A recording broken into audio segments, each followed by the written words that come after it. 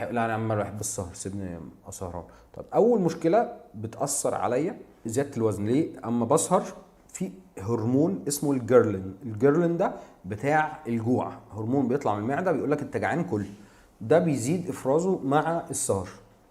تمام. وفي هرمون تاني اسمه الليبتين، ده بيطلع من الخلايا الدهنيه عشان يروح على جزء معين السيتايتي سنتر، سنتر الشبع في مخك، يقول لك انت عندك دهون كتير ما تاكلش.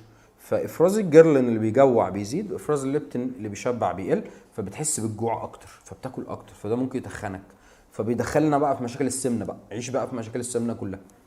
طيب المشكله الثانيه مشاكل في التركيز والوعي والادراك. يعني الناس بتشرب كافيين كتير، هي منتبهه، بس ايه، الجهاز العصبي عامل كده اهو.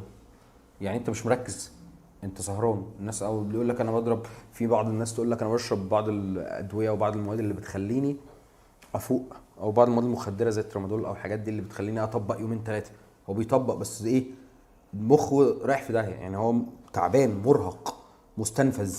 المفروض ان انت كل ما بتشغل جزء في جسمك هتلاقيه بيكبر، كل ما بتقلل شغله هتلاقيه بيصغر شويه. فاحنا عندنا طول ما احنا شغالين او بنستغل التفكير والمخ ووظائف الجهاز العصبي المركزي، ايه، بيبدا خلايا المخ تبقى اكبر.